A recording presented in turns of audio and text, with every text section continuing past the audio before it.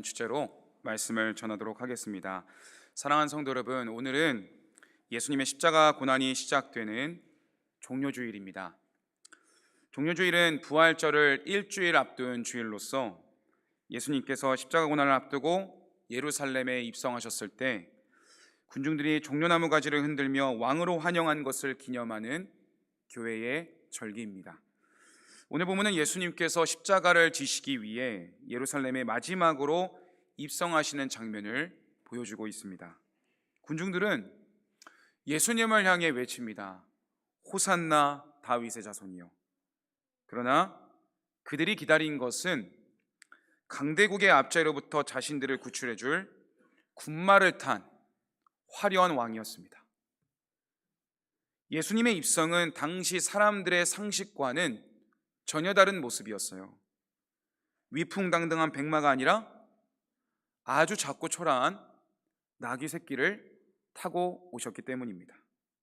주님은 군대 대신에 제자들과 병든 자, 죄인들 사이에 계셨고 강력한 무기 대신에 십자가라는 처참한 형벌을 향하여 순종의 걸음을 내디셨던 것입니다.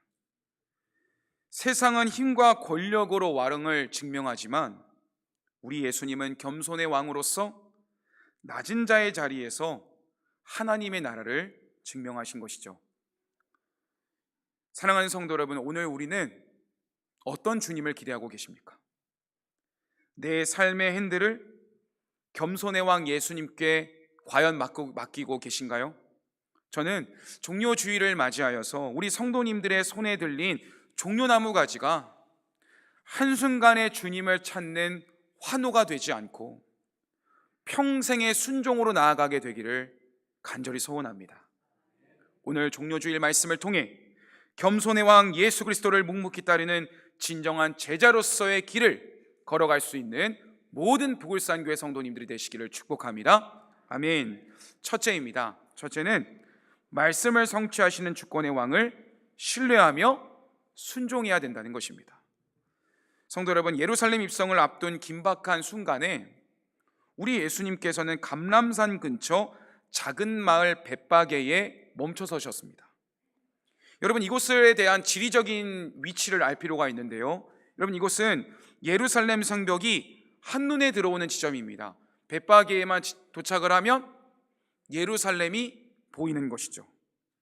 그동안 우리 예수님의 사역을 추억해 볼까요?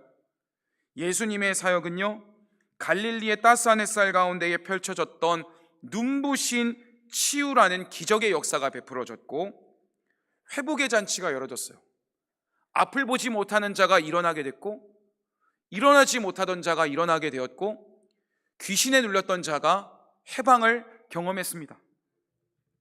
그런데 이제 주님 앞에는 무엇이 기다리고 있냐면 인류의 죄를 짊어지고 홀로 오르셔야 되는 고독한 사명의 산, 그 예루살렘이 거대한 모습을 드러내며 예수님 앞에 보여지는 것입니다. 이 팽팽한 긴장감 속에서 우리 예수님은요, 갑자기 두 제자를 부르셨어요. 그리고 마치 미리 다 그려놓은 지도를 보여주듯이 세밀하게 구체적인 명령을 한 가지 내리십니다. 우리 예수님께서 두 제자에게 어떤 명령을 내리셨는지 우리 함께 볼까요? 마태복음 21장 2절 말씀입니다. 같이 읽을까요? 시작. 이르시되 너희는 맞은편 마을로 가라. 그리하면 곧 매인 나귀와 나귀 새끼가 함께 있는 것을 보리니 풀어 내게로 끌고 오라. 여러분, 예수님이 하신 이 말씀을 묵상해 볼까요? 주님은 그들에게 맞은편 마을로 가라 이렇게 말씀하셨어요. 먼저 제자들이 어디로 가야 되는지를 명확히 말씀하신 것이죠.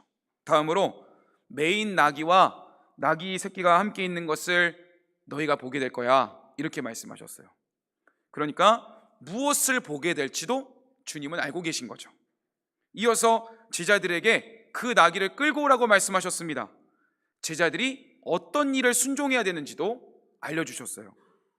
이어서 그리고 제자들에게 이렇게 얘기하셨습니다. 누가 그것에 대해서 왜 데리고 가려고 묻거든 주가 쓰시겠다 하라. 라고 말하라 함으로써 제자들이 어떠한 변수 속에서도 무엇을 대답할지도 주님이 일러주신 것이죠. 성도 여러분, 이것은 주님의 여러 가지 능력 가운데에 어떤 능력을 보여주시는 것일까요? 이 모든 과정이 마치 정교하게 짜인 시나리오처럼 한치의 오차도 없이 전지전능하신 하나님의 아들 예수님의 뜻 가운데에 일이 펼쳐질 것을 알려주신 것입니다. 주님은 역사의 관찰자가 아닙니다. 하나님의 아들로서 역사의 무대에 들어오셔서 그 무대를 지휘하시는 주님이신 줄로 믿습니다. 그런데 놀라운 사실은 그 위대한 성취에 사람들이 뭐가 필요해요? 주님이 말씀만 하시면 되잖아요. 그런데 우리 주님은 항상 부족한 제자들과 저와 여러분을 주님의 축복의 통로로 쓰일 수 있도록 사용하신다는 거예요. 이 은혜의 원리를 가장 잘 보여주는 사건이 몇 개가 있는데, 그 중에 하나는 저는 물고기 입속의 한 세겔 사건이라고 말씀드리고 싶어요. 하루는 제자들이 성전 세금을 내야 하는 상황이 되었는데 예수님께 여러 가지 질문을 했습니다. 그러니까 예수님께서 베드로에게 어떤 대답을 주시는데 상식적으로 이해되지 않는 말씀을 하셨어요. 마태복음 17장 27절 말씀을 띄워주시면 제가 읽겠습니다. 그러나 우리가 그들이 실족하지 않게 하기 위하여 너가 바다에 가서 낚시를 던져 먼저 오르는 고기를 가져 입을 열면 돈 한 세겔을 얻을 것이니 가져다가 나와 너를 위하여 주라, 성전세를 내라 하시니라. 이 말씀입니다. 여러분, 바다에 물고기가 몇 마리가 있어요? 수만 마리의 물고기 중 하필 베드로가 던진 낚싯바늘에 걸린 고기 입속에 무엇이 들어있더라고요? 한 세겔이 들어있을 것이다. 한 세겔이 들어있을 확률이 수만 마리의 물고기 가운데 몇 퍼센트가 될까요? 어부였던 베드로 입장에서는 얼마나 황당하고 어이없는 명령이었겠습니까? 하지만 이 사건은 더 거대한 자연의 법칙을 다스리는 권세로 연결됩니다. 누가복음 5장을 보시면 밤새도록 베드로가 그물을 내렸어요. 그리고 수고했어요. 물고기를 잡기 위해서요. 그런데 전혀 한 마리의 고기도 잡지 못할 때 어부가 아니라 목수의 아들로 태어나셨던 그 예수님께서 뭐라고 하시냐면, 베드로야, 깊은 데로 가서 그물을 던져라. 그랬을 때 베드로가 내가 밤새 수고하여 얻은 것이 없지만은 내가 주의 말씀에 의지하여 그물을 내리리이다. 그랬을 때 어떤 일이 일어났냐면, 한 마리도 어부의 능력으로 잡지 못했던 그가 예수님 말씀 순종했더니 그물을 찢어질 만큼의 물고기를 수확하게 되었습니다. 마치 보이지 않는 지휘자의 손짓에 따라 오케스트라가 정확하게 움직이는 것처럼 주님이 말씀하시면 세상 만물이 순종하는 거예요.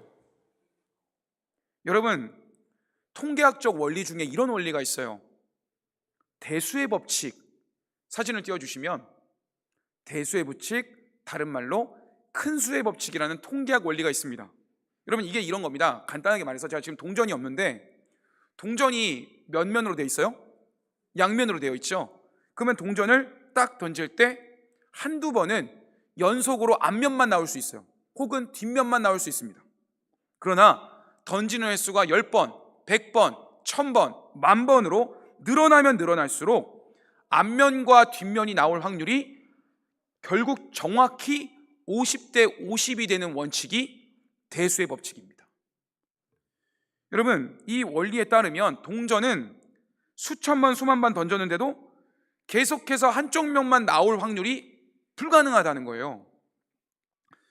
여러분, 이 원리에 따르면 우리 인생의 수많은 우연과 변수가 겹칠 때에 그 모든 결과가 내가 원하는 한 방향으로만 일어날 확률은 제로에 가깝다는 뜻이죠.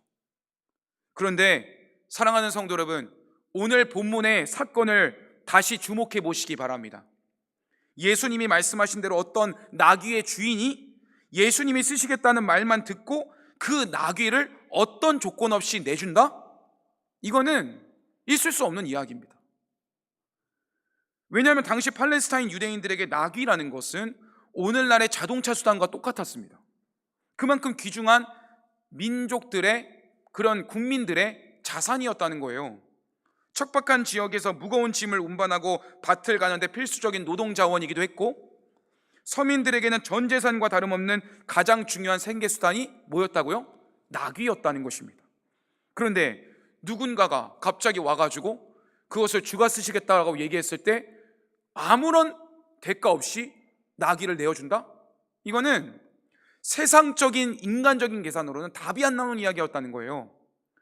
그럼 경우의 수를 생각해 볼까요? 오늘 본문을 예수님의 말씀이 성취되려면 최소한 다음 4가지 사항이 이루어져야 됩니다. 첫 번째, 때마침 그 마을에 나귀가 있어야 됩니다. 두 번째, 그 나귀가 줄에 매어 있어야 됩니다. 세 번째, 주인이 그 자리에 서 있어야 합니다. 네 번째, 주가 쓰시겠다는 말 한마디를 들었을 때 즉각 마음이 움직여서 내줘야 됩니다. 이 모든 우연이 톱니바퀴처럼 완벽하게 맞물려 단 한 번의 오차도 없이 결과로 나올 확률은 얼마나 되겠습니까? 제로인 것입니다.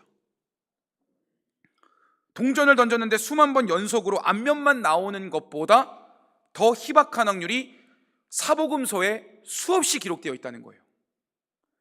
사랑하는 성도 여러분, 세상은 확률을 따지며 이건 불가능해, 이것은 하나님이라도 해결할 수 없어 라고 말할 수 있을지 모릅니다. 그러나 기억하시기 바랍니다. 만물의 주권자이신 하나님, 그분의 아들 예수님께는 확률 자체가 의미가 없습니다. 주님은 결과를 이미 확정해 놓고 역사하시기 때문에 우리 성도님들이 어떠한 위기 가운데 있다 하더라도 하나님이 여러분을 위해 예비하시면 그것은 우리에게 주어지게 되는 줄로 믿습니다. 그러나 말씀을 성취하시는 주님이 우리의 삶을 이끄시면 그 불가능이 아무리 불가능해 보여도 실제가 되는 역사가 일어나게 된다는 것이죠. 그래서 저는요, 개인적으로 이 말씀을 너무나 좋아해요. 로마서 4장 17절 말씀, 우리 함께 우리의 신앙의 고백이라 생각하고 같이 힘있게 읽겠습니다. 시작. 기록된 바 내가 너를 많은 민족의 조상으로 세웠다 하심과 같으니 그가 믿은 바 하나님은 죽은 자를 살리시며 없는 것을 있는 것으로 부르시는 이시니라. 아멘. 다음으로 주목해야 될 것이 있습니다. 성도 여러분, 이때 제자들은 이해를 넘어 말씀을 따라 움직였고 예수님이 말씀하신 대로 나귀를 가지러 갔다는 것입니다. 6절 7절 말씀입니다. 제자들이 가서 예수께서 명하신 대로 하여 나귀와 나귀 새끼를 끌고 와서 자기들의 겉옷을 그 위에 얹음에 예수께서 그 위에 타시니. 성도 여러분, 여기엔 제자들의 망설임이라는 기록이 한 구절도 없습니다. 제자들은요, 상황을 이해해서 움직인 게 아니에요. 주님의 말씀이기 때문에 간 것입니다. 여러분, 이 모습은 어디서 많이 본 모습이지 않습니까? 마치 가나의 혼인잔치에서 예수님께서 첫 번째 표적을 베푸셨던 그때에 항아리에 물이 담겨 빈 항아리에 물을 채우던 하인들의 모습 말입니다. 그때 상황이 어땠을까요? 혼인잔치에 포도주가 떨어졌어요. 예수님은 하인들에게 그때 도저히 이해되지 않는 한 가지 명령을 내리시죠. 항아리에 너희는 물을 채워라. 여러분, 이것이 상식적으로 이해되는 말입니까? 안 되는 말입니까? 포도주를 넣어야지 물을 넣었는데 어떻게 포도주가 됩니까? 그랬지만 그때 하인들은 무엇을 시키든지 그대로 하라라는 예수님의 육신의 어머니였던 마리아의 명령대로 행했을 뿐입니다.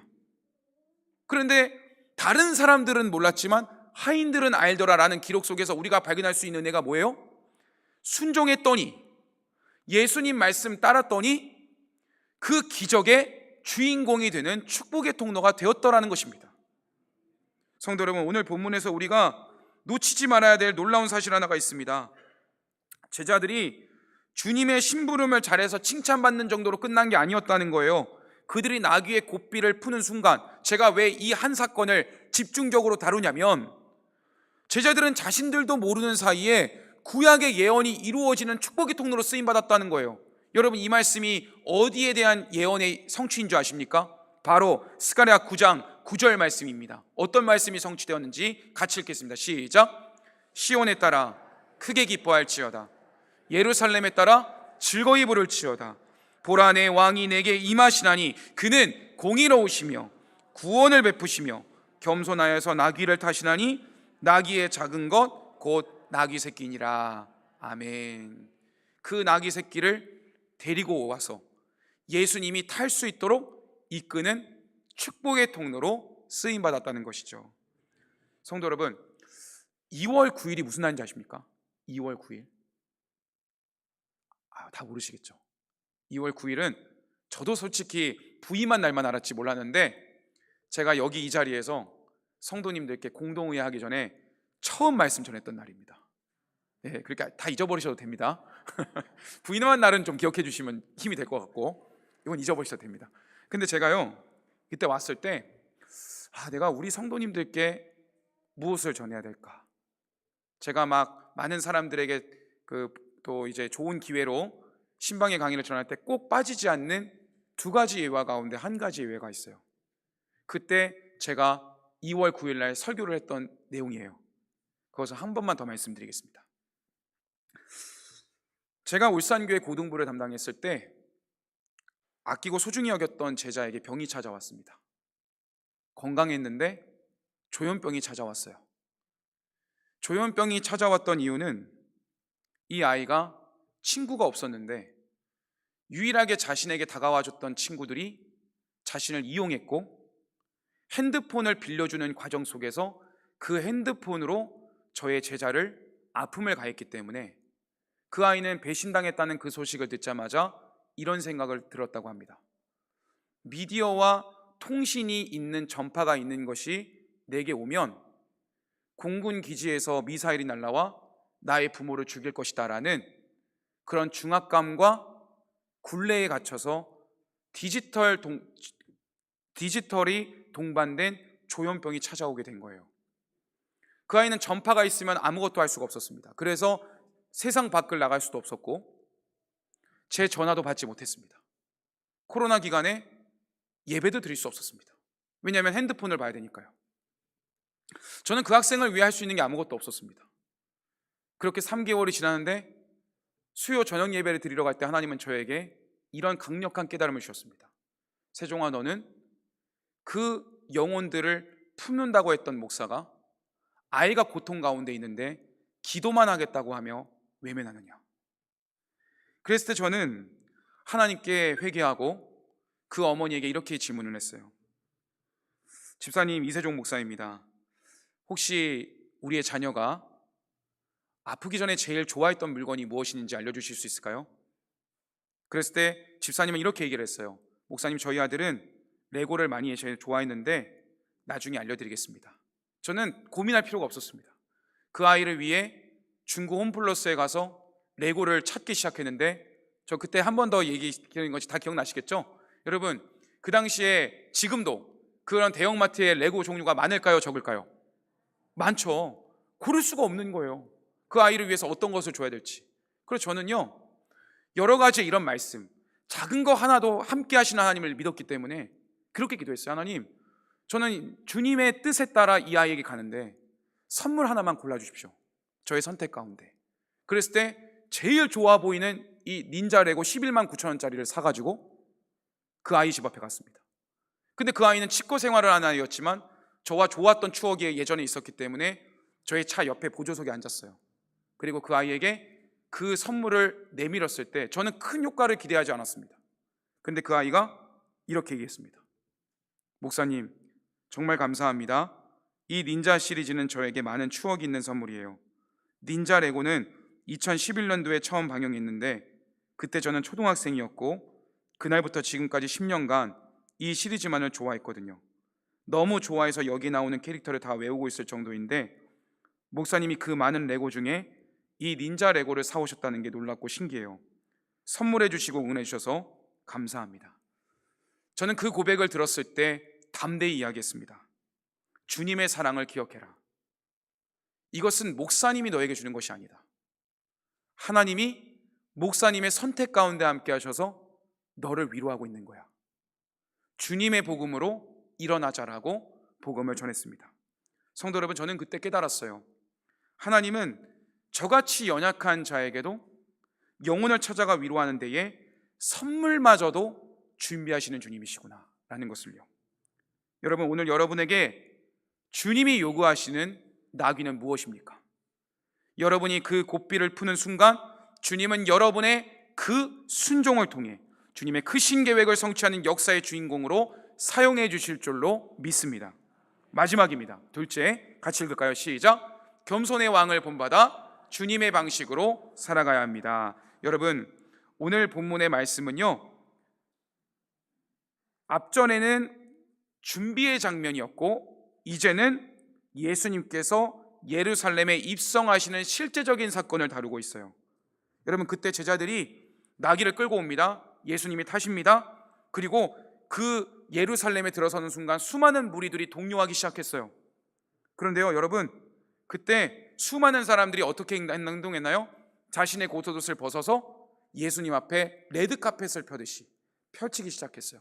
또 어떤 사람들은 종려나무 가지를 흔들면서 호산나 다윗의 자손이여라며 예수님께 송축했습니다. 이 장면은요, 말씀에 근거한 거예요. 제가 오늘 묵도 때 읽었던 말씀 가운데 시편 118편에 근거하여서 지금 우리를 구원하소서라는 요청이 담긴 고백이었다는 거예요. 그런데 여러분, 지금 예루살렘 성문 앞은 뜨거운 열기 가운데 있습니다. 그런데요, 겉으로 보기에는 완벽한 왕을 준비하는 메시아를 믿는 고백과 같고 무대처럼 보여요. 그러나 성도 여러분, 이 화려한 무대 이면에는 모순되는 영적 간극이 존재합니다. 그들은 눈으로 나귀 타신 예수님을 보고는 있지만 머릿속으로는 어떤 예수님을 기대하고 있냐면 군마를 타고 로마의 압제로부터 우리를 구원해 줄 힘있는 메시아를 원했다는 것입니다. 당시 유대인들이 갈망하던 메시아는 분명했어요. 단번에 철권 통치를 부숴버리고 해방시켜줄 그런 능력 있는 메시아, 그 메시아를 원했다는 것이죠. 하지만 그들 앞에 계신 예수님은 어떤 분이셨습니까? 화려한 군마가 아닙니다. 볼품없는 나귀를 타고 오셨어요. 그리고 정복자의 길로서 한 사람 한 사람을 정복해 나가야 되는데 늘 아프고 병들고 냄새나는 사람들만 찾아가시는 거예요. 여러분, 여기서 우리가 주목해야 될 진실이 있습니다. 예수님은 군중의 열광에 목적을 두지 않고 오직 하나님의 뜻을 따라 움직이셨다는 것입니다. 성문을 뒤흔드는 그 뜨거운 환호 그런 한복판에서도 예수님은 단 한 번도 걸음을 멈추지 않으셨어요. 그래, 내가 저들에게 높임을 받아봐야 되겠다, 이런 생각하지 않으셨어요. 왜요? 예수님의 목적은 지금 이 자리에 계신 우리 모든 성도님들의 죄값을 담당하기 위하여 십자가에 못 박히기 위하여 여러분을 살리기 위한 것이 주님의 목적이었기 때문에 그렇습니다. 성도 여러분, 이제 우리는 스스로에게 물어야 합니다. 나는 지금 필요할 때만 예수님의 이름을 부르고 있는가? 아니면 나는 끝까지 주님의 목적대로 살아오셨던 예수님처럼 주님께 합당한 영광을 올려드리고 있는가? 그것을 이 시간 질문해 봐야 되겠습니다. 여러분, 종료주일은 부활주일 마주하기 전에 일주일 전에 지키는 하나의 형식적인 절기가 아닙니다. 이날은 십자가라는 거대한 사명 앞에 주님께 기도하고 그 사명을 감당하는 예수님의 사랑을 묵상하는 주일이 되는 줄로 믿습니다. 사랑하는 성도 여러분, 오늘 우리는 이제 학습 세례 입교식을 진행하게 될 것입니다. 오후 예배에는요, 겟세마네 동산에서 드리는 예수님의 기도를 살펴볼 거예요. 여러분, 이 험난한 고난 속에서 여러분 어떻게 살아나시겠어요? 이 세상에서 살아갈 수 있는 유일한 길은 기도밖에 없습니다. 예수님도 십자가의 고난 앞에서 겟세마네 동산에서 기도하셨어요. 우리가 왜 특별 새벽 기도회를 갖는 거예요? 왜 피곤한 몸을 이끌고 매일 새벽을 나오고 정사 예배를 드리고 나와서 예배를 드리는 것입니까? 기도하지 않으면 우리는 죄성이 있기 때문에 하나님과 멀어지려 하기 때문에 그렇습니다. 사랑하는 성도 여러분, 이제 말씀을 마무리합니다.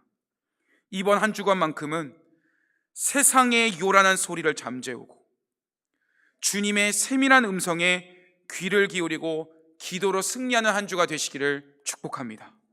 사명을 완성하시고 사망의 권세를 깨뜨리신 부활의 주님을 맞이하기 전에 이번 한 주간이 정말로 주님의 고뇌에 참여한 바 되어서 내가 짊어져야 될 죄값을 대신 지신 나를 살리신 예수 그리스도, 그 사랑의 은혜에 동참하여서 주님께 합당한 영광을 올려드리는 모든 성도님들이 되시기를 축복합니다. 그리고 이제 학습 세례 입교식, 유아 세례식을 할 때에 이분들의 고백이 여러분의 고백이 되고, 그리고 우리 모두 서로를 위해서, 서로의 유익을 위해, 서로의 믿음 생활을 위해 기도할 수 있는 사랑의 공동체 부울산 교회가 되기를 주님의 이름으로 축원합니다. 아멘. 기도하고 학습 세례 입교식을 진행하겠습니다. 하나님 아버지,